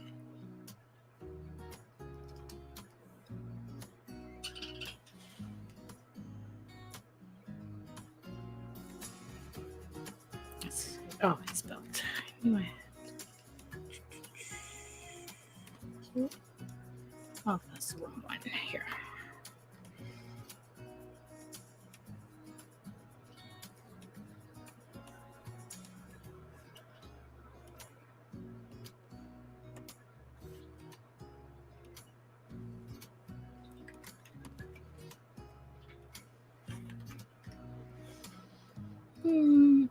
Of course, this whatever this hammer weapon is. Let's see. Okay.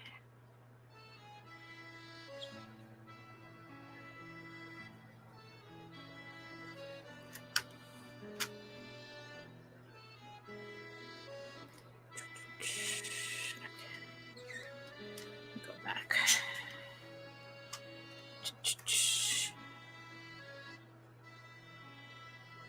You know, and yeah, and the funny thing is, like, I don't know why finishing the 15 issues is so nerve-wracking when I have like 3 novels right after that I have to finish. So it's not like, you know, when things are done, things are done. It just means that it's like, oh, now I can move on to the next thing.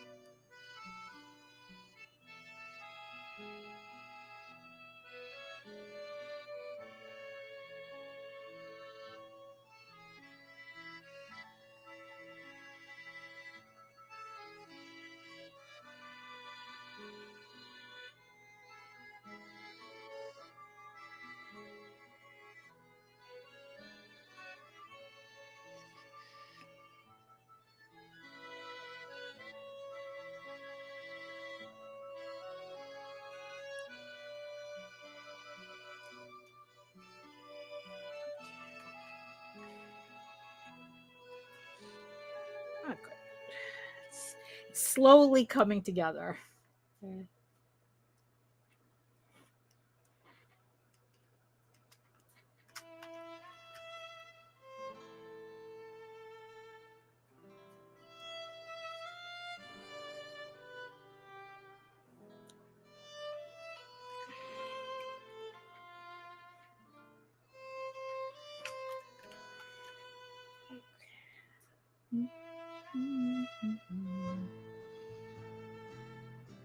Okay, let's see now. I know for this, I'm going to have to figure out a good highlight for it. Let's see. Okay, so let's go to our usual. Let's put the rest of the highlights in.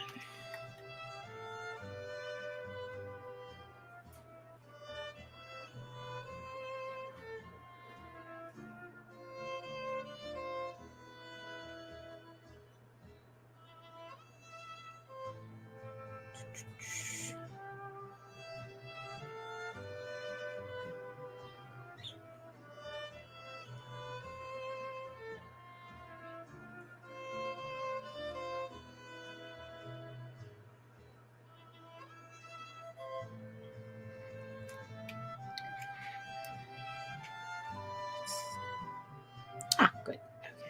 Let me just change this back so I can to normal so I can actually see it.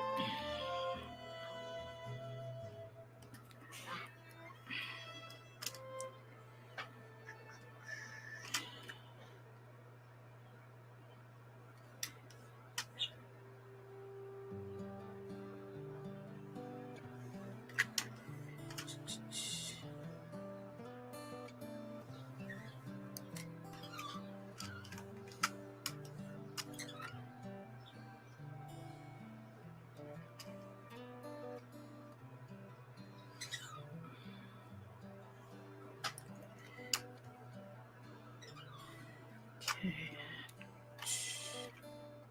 Let's see. Oh, let's see. HR says, my colleague is an unafraid phone caller to work the system, and we cook up new ideas to narc the networks.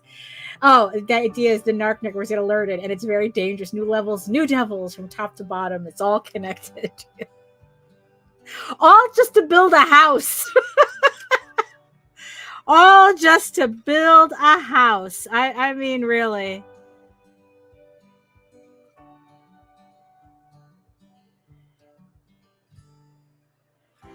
You know, it's, oh yeah, I believe it's a circus. It's like the bureaucracy is just, like I said, my mother's building, like they have to take out permits for shit they need to do. You know, it's not even like cosmetic stuff. You know, like this is like, you know, and the bureaucracy to get the permits are like, what? Uh,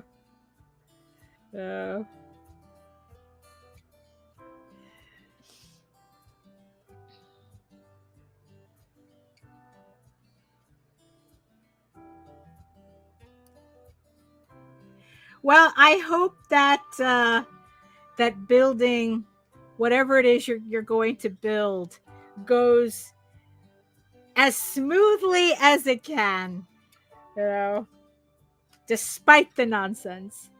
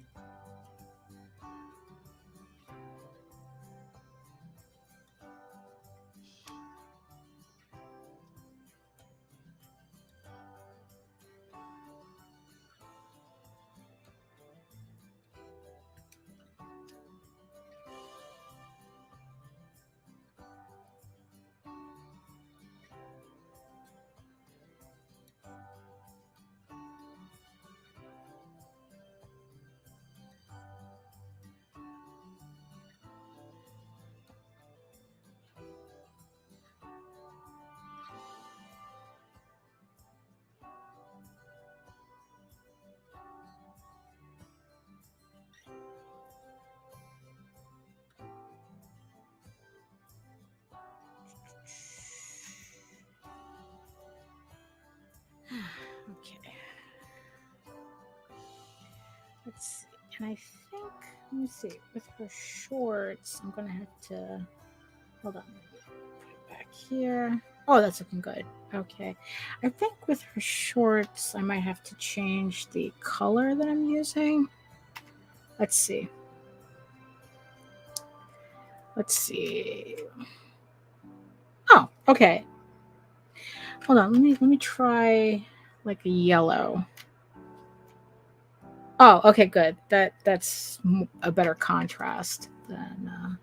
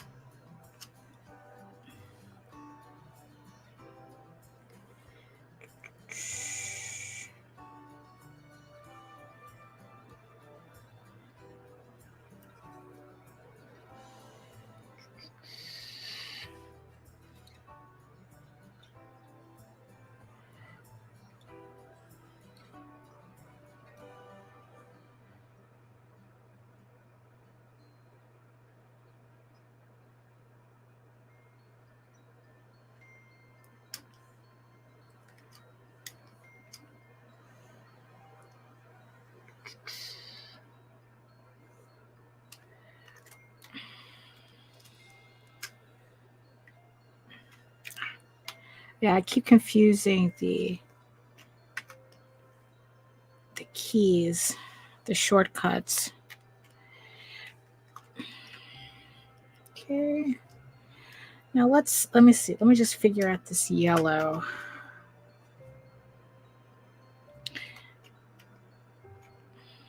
I need something a little bit more contrasty. Let's see. No, I want. Am I gonna have to do white? I really don't. No.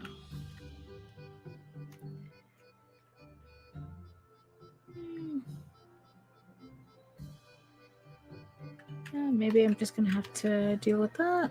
Okay.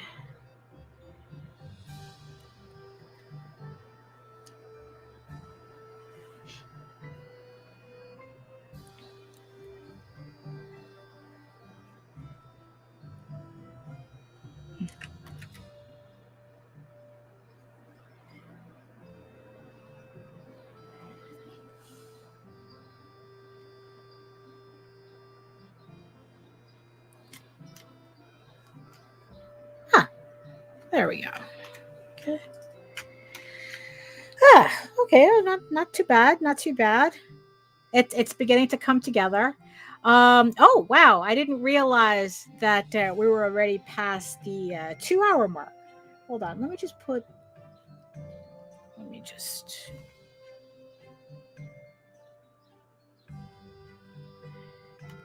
There. Oh, much better. But yeah, I think it's beginning to come together. This is very nice. Yeah, so at least we definitely made some headway on this piece. So it's okay. So let me just put myself back together here. I'm gonna have to look up how to get rid of that pink background, the pink canvas. Hold on, let me see something. Actually, it's not a canvas. Change background color of Photoshop. Let's see. Open your image, select the foreground image. No, workspace. Oh, how to change the workspace. Menu preferences, choose interface. Okay, so all right, menu. Okay, how to edit, and then menu. Where's menu? Menus. Under preferences, choose interface.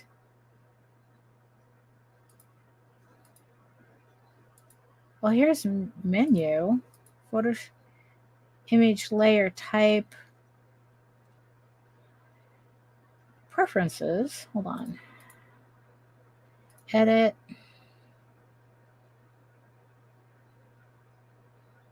Well, here's preferences. Workspace.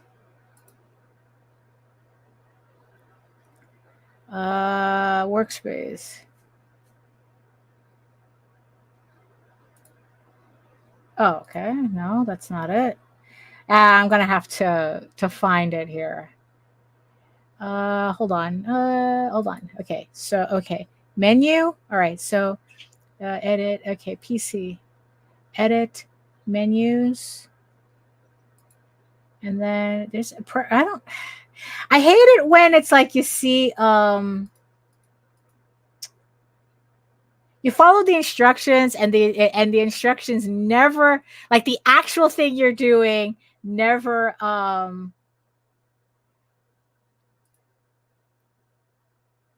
start. So select, oh, that's Microsoft.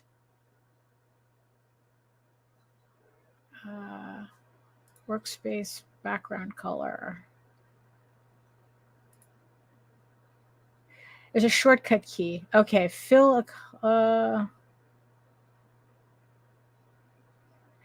control backspace.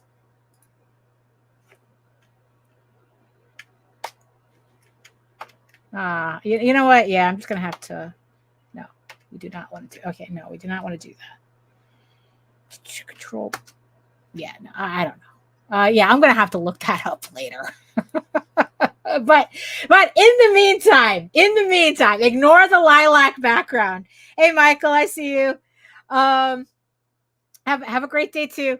So this is what so far we were able to accomplish. Yeah, definitely doing the flats ahead of time really helps feel like I accomplished something accomplished a lot more. So at least we're really close because it's like not only do I have to finish the shading, but there's certain textures because that there's glitter effects that I want to put in here. Um, so it's like, yeah, there's certain effects here, and I really want to figure out how to get that shrimp light to glow like it's neon. It's very important to the piece. So so yeah, so that so yeah, so this is what I got so far. So, okay, so let me switch over here. So I mean, yeah, even small like that on the screen, it's looking good. Like the colors, I think the colors work really well. So I'm really happy with it so far. So wow, this was a fun episode. I mean, it's like, yeah, it's like we got to I don't know, we got to do a lot today, which is nice. So yeah, so I hope that you guys all got whatever work that you're doing as well. I hope that you guys got your work done, or at least a lot of your work done, or some of your work done, whatever you were doing, listening to my show for 2 hours, 2-ish hours. So that's it for me. So let me see. So let's go poof and poof. Yeah, so that's pretty much it for me. Thank you so much, everybody, for joining me today. Hopefully that it made up for the 3 weeks it seems that I didn't run a live stream, but hey, stuff happens. So that's why I call it semi-weekly, but it'll always be on a Wednesday. So thank you so much, everybody who joined me in the chat today. HR, Michael, Mike, Jimmy, Melissa, Joseph, Efrain, if everybody else who joined me today. And thank you so much for my beautiful eyeball people for watching me from regions beyond. Thank you so much for joining me as well, keeping me company while I'm working. Like I said, it's kind of like a convention without feeling like you're hogging the table. It's like to get to watch me work, and we have a conversation, we're having a good time, and you don't have to worry about having to move along because other people want to come to the table too. So it's kind of nice, so yeah, so I will be back on Friday with Nita with the latest episode of the Rage Into the Vlogs show. Don't ask me for a topic because I usually make those up at the last minute. Either me or Nita make up the topic right before we go on the air. So I have no idea what we're going to be talking about, but join us anyway on Friday at 11 a.m. Eastern for another episode. So yeah, and remember that you can always catch all of my previous live streams in my playlists on my channel. So if you missed anything or you want to rewatch something, you just need something to listen to as you're working. I have 500 plus videos. I have live streams. I have an audio book that you can listen to. So I hope you guys enjoy that. So if you want to learn more about me and my artwork and anything else that I'm doing, you're going to head on over to my main portfolio site at egoworks.com, EGOWORKS, where you can find links to all of my galleries and social media sites, but I mostly post to Facebook, or right there, Facebook, if you are interested in seeing sketches and current work in progress updates. And when I finally finish this piece, it will also be up on Facebook as well. Usually it's the first place that I post stuff is on Facebook. So keep an eye. So make sure you subscribe to me. You friend me on Facebook. You don't have to, yeah, actually follow me on Facebook, but you don't have to send me a friend request. All my posts on Facebook are public, so you're not missing anything by not being friends on Facebook. I'm really bad at keeping track of that. I have hundreds of people who send me friend requests, but you don't really have to. Just follow the page and you'll get all my posts and all my updates on Facebook. So, because like I said, I'm really bad at keeping track of the friend requests. So don't feel bad. Nita said that she waited 2.5 years for me to accept her friend request. So don't feel bad. Don't feel bad. Yeah, and also, like I said, also remember on YouTube at Daphne Lage Art. So make sure you like, share, subscribe, and hit the notification bell so you get notified whenever any of my shows go live on my channel. And it also simulcasts on the Indie Comics Network as well. So make sure you subscribe to that along with my channel, because it's nice. Just look, you just click on it. It gives us a little bump, even though YouTube says it doesn't. But you know what? It's like, just put it there anyway. And remember, you can also read Ego Raven, Heir of the First Unicorn, for free, uploading every day, Monday through Friday. A good way for you to catch up with it before the next Kickstarter for Volume 2 of Ego Raven goes live in about a month and a half. But if you prefer your fantasy to be more of a furry Lord of the Rings adventure, you can follow the link over to Tall Tales. That's TAILSonline.com.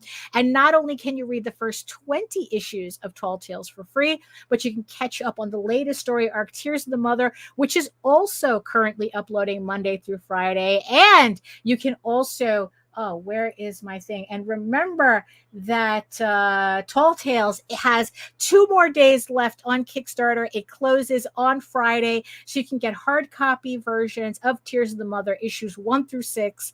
So issues 1 through 6 of Tears of the Mother. So you have 2 days left. The link is in the show notes and in the chat as well. So again, thank you so much for joining me today on this kind of muggy Wednesday. But yeah, it's like, you know what? Considering how long it's been raining, I'll kind of take it. I'm okay with it. It's a little stuffy in the office, but that's expected. So whatever. So like I said, I'll see you guys again on Friday for the Raging to the Vlogs show. And thank you so much for keeping me company.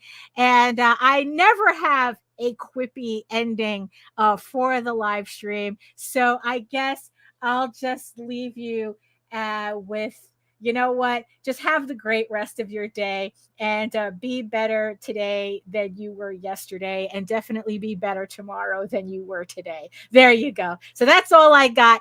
Thank you again. I hope you enjoyed it, and I'll see you next time.